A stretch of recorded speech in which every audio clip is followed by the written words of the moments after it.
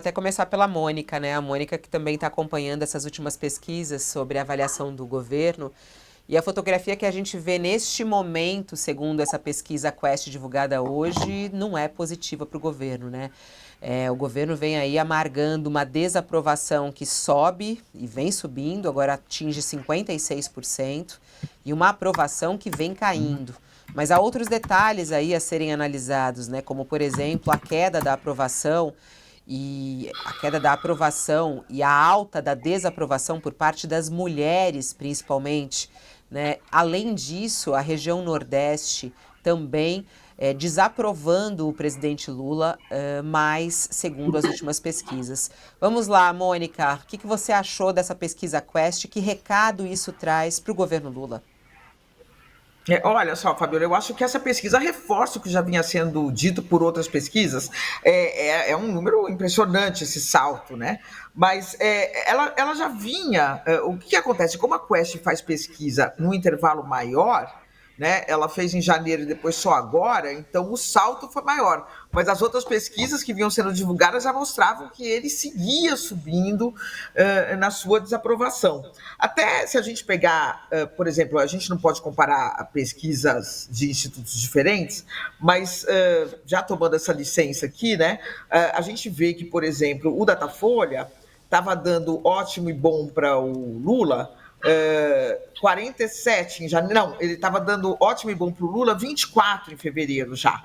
Né? A Quest agora dá 27, dá até melhor.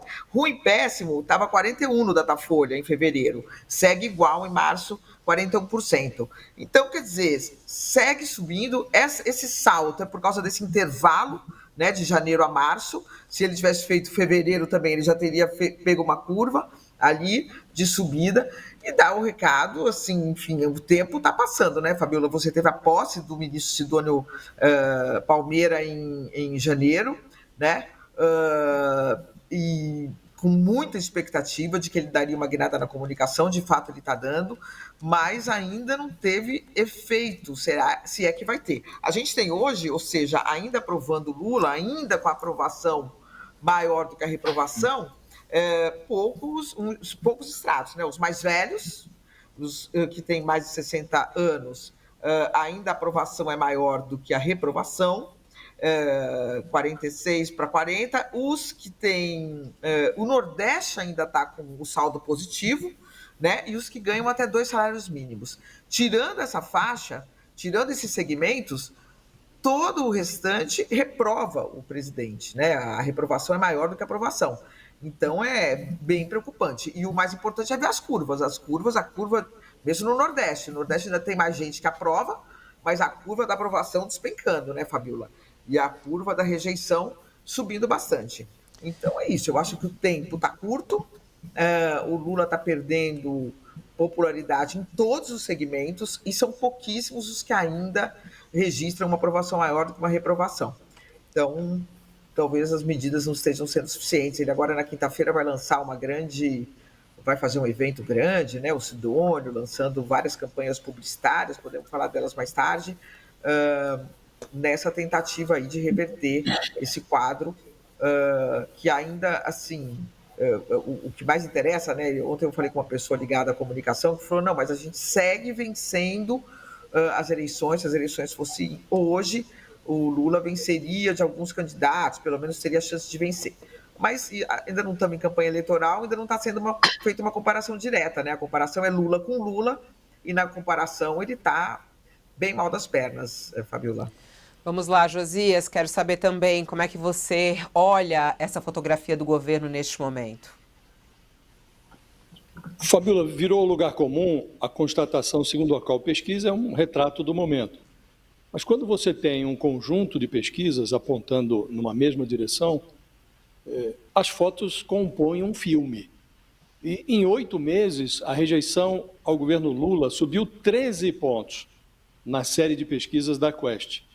Nessa sondagem mais recente, que foi divulgada nesta quarta-feira, a avaliação negativa do governo disparou, descolou da avaliação positiva. E, de resto, esse levantamento, ele traz uma coleção de dados que apontam para um fenômeno. Vai se consolidando, vai se calcificando um ambiente que pode evoluir para uma aversão de um pedaço expressivo do eleitorado ao Lula.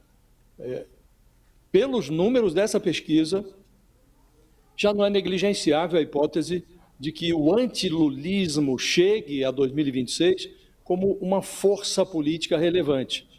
Segundo a Quest, 7 em cada 10 brasileiros, 71%, acham que o Lula não cumpre as promessas que fez na campanha de 2022.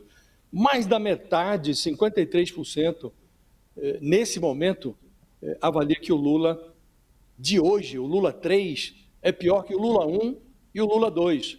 Para 56% dos brasileiros, o país está na direção errada. Como se tudo isso fosse pouco, a Quest informa que 43% avaliam que o Lula faz um trabalho pior do que o do Bolsonaro. O Bolsonaro, que hoje é um sujeito que, aliás, desde a semana passada, ele está esquentando o banco dos réus à espera de uma sentença que deve enviá-lo para a cadeia, provavelmente antes do final do ano. Então, 43% acham que o Lula faz um trabalho pior do que o deste presidente precário, que é um quase presidiário. Essa nova pesquisa chega na véspera de... A Mônica fez referência a esse evento, um ato grandioso que foi organizado para que o Lula preste contas do que ele chama de colheita da sua gestão. A corrosão da imagem demonstrada por essa pesquisa não combina com o slogan do evento. O Sidônio Palmeira concebeu um slogan que é grandiloquente, Brasil dando a volta por cima. E a Quest sinaliza que foram ineficazes até aqui os esforços para retirar a popularidade do Lula do vermelho. Então, desde que entregou a engrenagem da comunicação da presidência para o marqueteiro da campanha, o Sidônio Palmeira, o Lula intensificou as viagens pelo país, ele reduziu imposto de importação para tentar atenuar a carestia dos alimentos, levou à vitrine aí programas relevantes, como empréstimo consignado para trabalhador com carteira assinada, isenção do imposto de renda para quem ganha até 5 mil. O Lula fez de tudo. Fez, inclusive, afirmações cenográficas, como aquela declaração que ele deu ao assumir o compromisso de evitar que o Brasil vire uma república do roubo de celular. Faz de tudo, mas tudo, insiste em não querer nada com o Lula, Fabiola. Então, a meu juízo, como disse no início, já não é negligenciável essa hipótese de que o antilulismo chegue a 2026 como uma força relevante, como foi o antipetismo em 2018, como foi a defesa da democracia em 2022. Cada eleição tem uma história, cada eleição tem uma força motriz. A de 2026 pode ser o antilulismo, Fabiola. E você, Otales, o que mais te chamou a atenção nessa pesquisa? Ela traz vários detalhes, né? A pesquisa traz vários detalhes a respeito do que as pessoas pensam, os principais problemas também. O Thales caiu. A Mônica quer comentar um pouco mais sobre a pesquisa. Vai lá, Mônica, o que te chamou a atenção nos dados também que são divulgados pela Quest de hoje? Eu ia responder até, eu queria comentar até isso que você tinha perguntado. Então vai lá. Thales, já até pensei, perdi minha chance. Que é o seguinte, o Josias pontuou aí tudo que o Lula fez na área da economia, muitos anúncios, né? Agora é um anúncio importante de que quem ganha até 5 mil reais vai estar isento do imposto de renda, que os ricos vão pagar mais, etc. E você vê, Josias, que a economia... Em abril de 2023, ela era a maior preocupação dos brasileiros. 31% diziam que era a maior preocupação. E agora ela despencou para 19%. O que subiu tremendamente? Violência, 29%. Né? Era preocupação, olha, violência era preocupação de 12% das pessoas e agora é uma preocupação de 29%. Então você vê que a violência se transformou no principal problema do Brasil. E aí entra um problema para o Lula, porque o Lula tem muito pouco a fazer nessa questão, né? E na questão da economia, que é onde ele tem um poder maior, as pessoas estão tendo uma boa percepção da economia, ou melhorou a percepção sobre a economia, né? Não é o maior, é o terceiro maior problema agora. Vem depois de violência e de questões sociais. Então, é um desafio ainda redobrado, porque o que o Lula pode fazer na área da violência, né, que lhe dê créditos, porque o problema cai no colo dele sem que ele tenha os instrumentos mais fortes para fazer política de segurança que está na mão dos governadores. Então, isso me chamou a atenção aqui, Fabiola, como a economia deixou de ser o maior problema, né? E como a violência que estava lá para baixo virou o maior problema na percepção dos brasileiros. Eu achei interessante também, Mônica, a gente está retomando a ligação com o Thales. O Thales voltou? Thales, vamos lá. Olhando todos os dados, o que te chama mais atenção? Qual é o alerta principal para o governo Lula? Porque o que não se pode é negar, né, que a desaprovação ao governo é fato, como todas as pesquisas estão mostrando. Como que o governo deve enxergar os recados que vêm da Quest de hoje, Thales? Olha, o primeiro recado aí, ao que me parece, é que o Sidônio realmente melhorou a comunicação, mas o governo não melhorou naquilo que a população enxerga. Então é fundamental o governo agora ver o que precisa. Precisa melhorar na questão do preço dos alimentos, da inflação, essas questões que interessam à população. Outro recado que é fundamental é olhar para fora. O Lula está indo no sentido contrário dos outros líderes mundiais. Os outros, nesse momento, a popularidade deles está crescendo, está aumentando. E a do Lula está caindo. Enquanto a presidente do México, o presidente do Canadá, os líderes europeus estão com a popularidade bem, o Lula está mal. Por quê? Porque eles estão enfrentando um inimigo comum aos olhos do seu povo. Esse inimigo é o Trump, o tarifaço, isso tudo que está aí. Então, o Lula tem que ver o seguinte: é hora de eu, aqui no país, parar com esse papo de polarização com o Bolsonaro, com os bolsonaristas, parar com essa conversa de polarização e unir o país em torno de um inimigo externo. Isso, aliás, é o que dizem os manuais de política.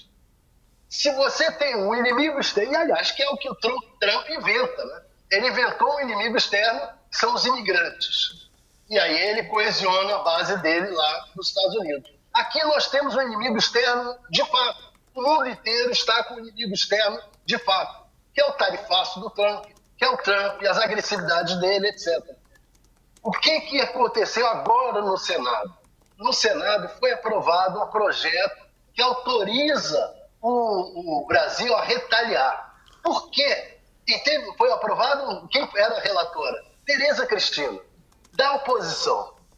O que ela está apontando para o Brasil, para o Lula? O que isso tudo está apontando? Olha, para com a polarização. É hora de unificar o país. Essa pesquisa mostra sobretudo isso. Você está indo na direção inversa dos outros líderes do resto do mundo.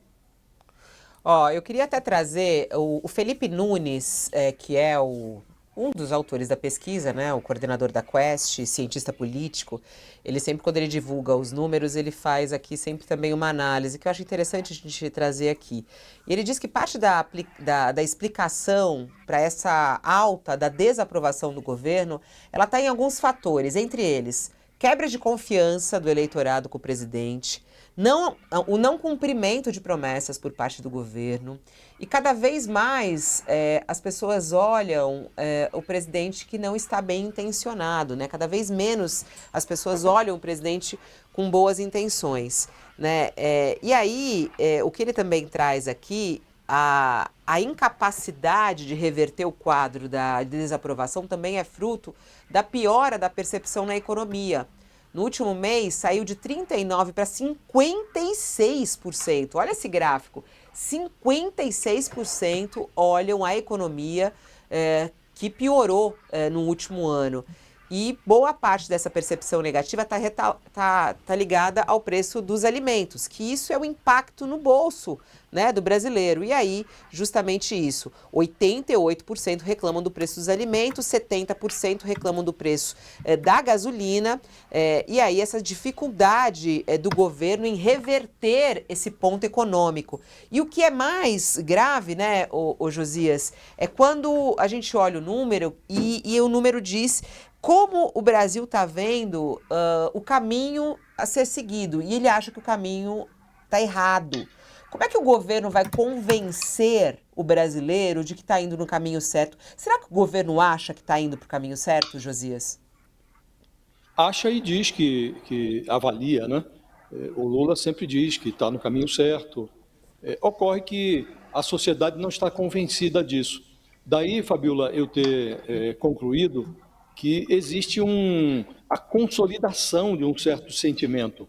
Porque se você analisa friamente, o governo não vai tão mal na economia, mas solidificou-se a impressão ou a sensação de que a sociedade olha para Brasília, olha para o governo Lula com o nariz virado, olha com um certo mau humor. Então vai se consolidando esse cenário. Por mais que o presidente se esforce, por mais iniciativas que o governo tome, e vem tomando muitas iniciativas desde janeiro, porque já era visível que a impopularidade do Lula se encaminhava para o vermelho no início do ano, por isso ele fez a mudança que fez na comunicação do governo. Ocorre que vai se verificando que o problema não é de comunicação, mas o que é comunicado e como isso chega aos ouvidos da sociedade. Então, é realmente o que era uma sangria na popularidade do Lula se tornou uma hemorragia e vai crescendo pesquisa após pesquisa. Por isso eu disse que se você soma todas as fotos e as pesquisas da Quest, o histórico, demonstram isso, realmente a popularidade do Lula, ou a perda de popularidade, tornou-se um fenômeno hemorrágico. Então, se consolida mesmo essa percepção. Daí, Fabiola, a existência hoje, porque não somos só nós que estamos observando a cena, mas os políticos observam a cena, daí essa movimentação que ocorre ao redor do Bolsonaro. Hoje você tem 4 governadores disputando o espólio do Bolsonaro. Tem o Tarcísio de Freitas, o Romeu Zema, o Ronaldo Caiado e o Ratinho Júnior. Eles estão numa corrida não declarada, uma corrida tácita, uma disputa tácita pelo espólio do Bolsonaro.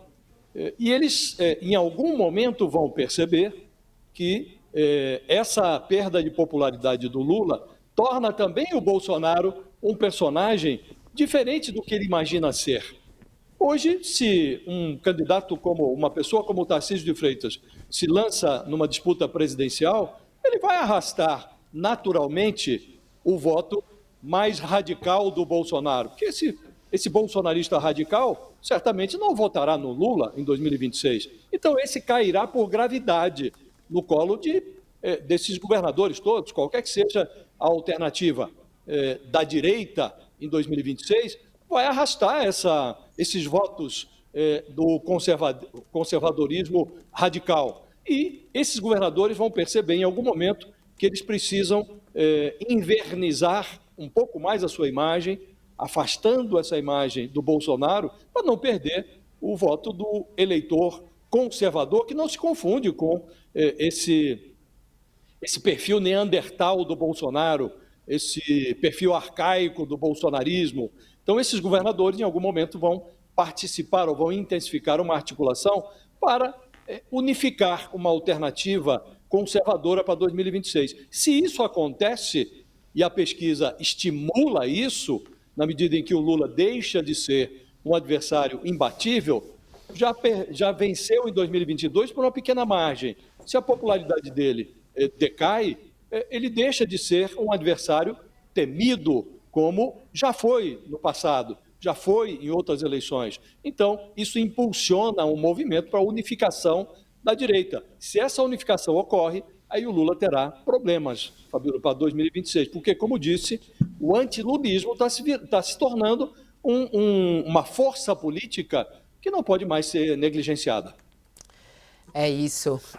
A gente está vendo aqui, é claro que uma pesquisa como essa vem aí de prato cheio, né, para a oposição. E a gente está vendo aqui como eles estão reagindo nas redes sociais. Por exemplo, Magno Malta, o senador. Lula bate recorde histórico, 56% de reprovação. Não adianta colocar marqueteiro no palácio, o problema é incompetência, é falta de caráter, o povo não aguenta mais. Aí o Jorge Seife também vai lá, e o senador também. Rumo aos 100% de desaprovação. Parabéns, desgoverno, um feito inédito, nunca antes na história desse país. Sérgio Moro, o governo continuará afundando sem parar. 56% de desaprovação. E por aí vai.